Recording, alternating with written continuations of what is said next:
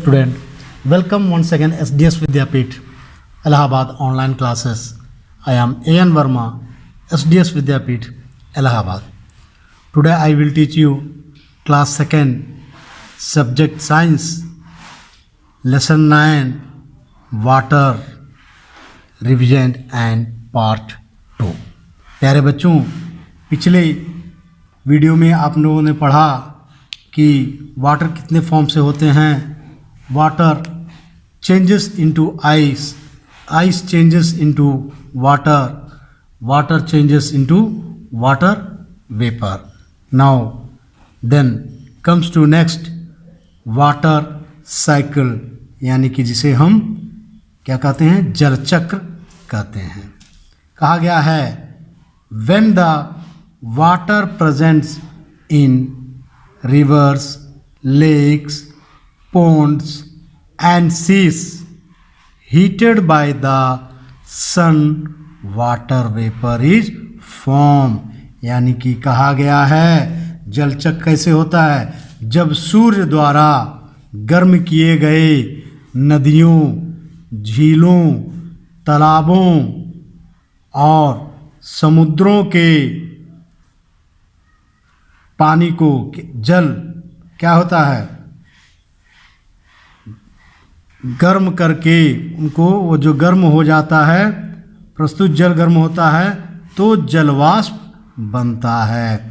यानी कि कहा गया है जब सूर्य द्वारा गर्म किए गए नदियों, झीलों, तालाबों और समुद्रों के जल प्रस्तुत होता है तो वह क्या बनता है, जलवाष्प, यानी कि water vapour is formed. Hot water vapour is very light and rises up in the sky. यानी कहा गया है गर्म जलवाष्प बहुत हल्का होता है और आकाश में ऊपर उड़ता है. The rise up in the sky यानी आकाश के ऊपर, यानी ऊपर जाता है. It cools down in the sky to forms tiny droplets of water. यानी कि यह पानी की छोटी बूंदों में, यानी छोटी बूंदों का बनाने के लिए आकाश में क्या होता है, ठंडा होता है.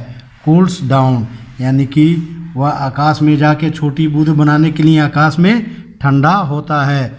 दिस ड्रॉपलेट्स यानी कि ये बूंदें कम्स टुगेदर एक साथ एंड फॉर्म्स क्लाउड्स, एक साथ आती है और बादलों का निर्माण करती है, यानी कि बादल बनाती है. इन क्लाउड्स बादल, दिस टीनी ड्रॉप्स बादलों में वे छोटी छोटी बूंदें join together from to form from bigger drops, वहाँ पे जाके जुड़ जाती हैं और बड़ी बूंदों में बन जाती हैं. The became heavy and fall, बन जाती हैं और भारी हो जाती हैं.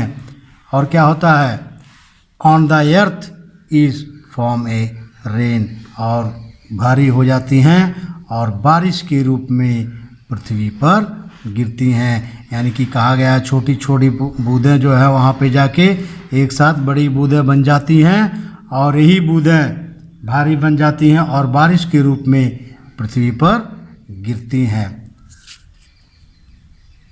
इन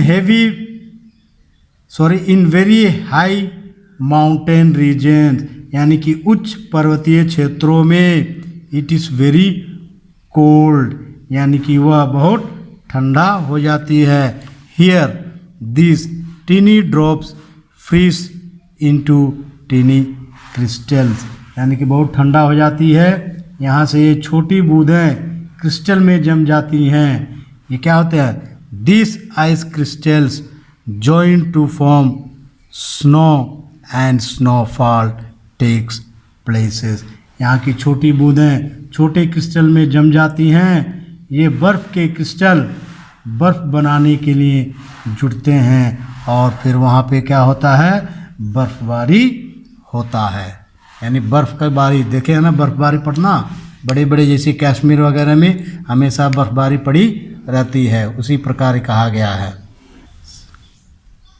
सम mountains are covered with snow, यानी कि कहा गया है कुछ पहाड़ बर्फ से ढके हुए हैं। विथ स्नो मीन्स बर्फ से ढका होना।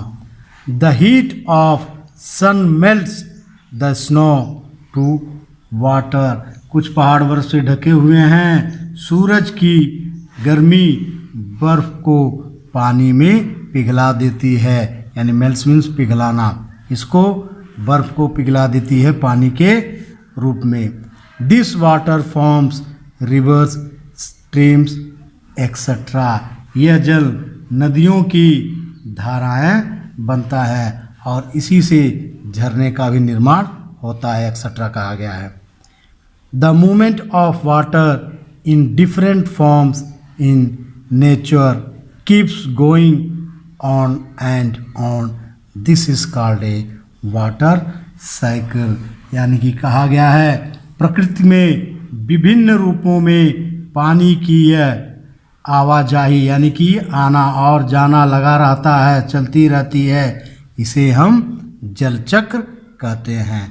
यानी कि पानी बाष्प बन के ऊपर जाना, बादल बना, फिर बादल बन के छोटी छोटी बूंदों में, छोटी छोटी बूंदों को बड़ी बूंदों में परिवर्तित होके पृथ्वी पर बारिश के रूप में गिरती है और फिर सूर्य की किरण, सूर्य की गर्मी के कारण फिर आकाश में बाष्प बन के जाता है। इसी प्रकार को चलते रहने, इसी आवाजाही के चलने रहने के कारण जलचक्र कहते हैं।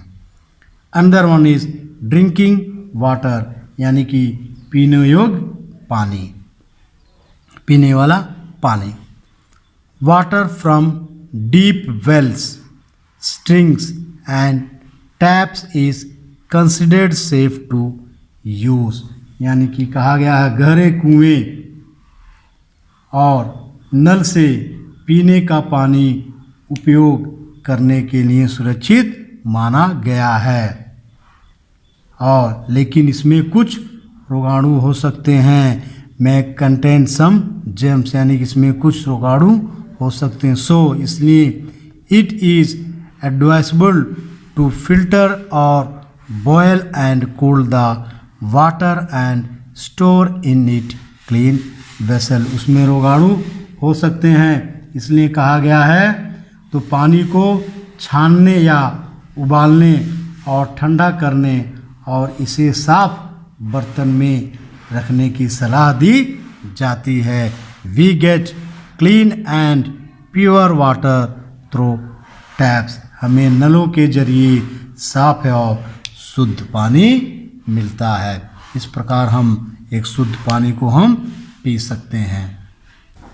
Some electrical filters are available which can be fitted directly with the tap and thus we get purified water.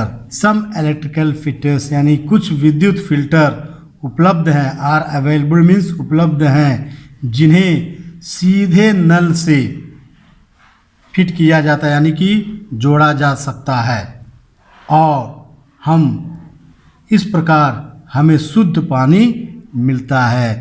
We get pure water. In order to keep water safe in the sources we should, यानी कि हम पानी के स्रोत में कहा गया है क्या हमको क्या करना चाहिए, सेफ रखना चाहिए। नॉट वॉश क्लोथ्स, यानी कि क्या है उस पानी में हमें पानी के स्रोतों में क्या करना चाहिए, कपड़े साफ यानी कि नहीं धोना चाहिए, कपड़े नहीं धोना चाहिए। क्लीन यूटेंसिल्स और bath kettles in the source of water, यानी कि पानी के स्रोत में सुरक्षित रखने के लिए हमें पानी के स्रोत में कपड़े, साफ बर्तन या वस्तुओं को नहीं धोना चाहिए। डू नॉट थ्रो गैबरेज, यानी कि हमें पानी में गैबरेज यानी कि कचरे को and waste into the source of water, यानी कि कचरे को पानी के स्रोत में न फेंकें। और क्या है, educated people not to make water dirty, लोगों को शिक्षित करें कि वो पानी को गंदा ना करें। यानी कि कहा गया हमें कपड़ों में पानी में कपड़े नहीं धोने चाहिए, यानी कि जहाँ पे अधिकतर पानी हो, क्योंकि पानी गंदा हो जाएगा। यूटेंसिल बर्तन को भी नहीं देना चाहिए। Cattle in the source of water, यानी कि पशुओं मवेशियों को नहीं नहलाना चाहिए। Do not throw garbage and waste into the source of water, कचड़े नहीं फेंकना चाहिए। Educate people, do not make water dirty, लोगों को शिक्षित करें कि पानी को गंदा ना करें। तो प्यारे बच्चों, ये रहा पार्ट 2 लेसन 9 वाटर का। आप लोग भी अपने अगल बगल में जो भी पानी इकट्ठे हुए हों उन्हें आप गंदा नहीं करेंगे और आप दूसरे को शिक्षित करेंगे कि वो भी पानी को गंदा न करें। तो आज की वीडियो में बस इतना ही। कल फिर नए वीडियो के साथ उपस्थित होंगे। तब तक के लिए थैंक यू, धन्यवाद।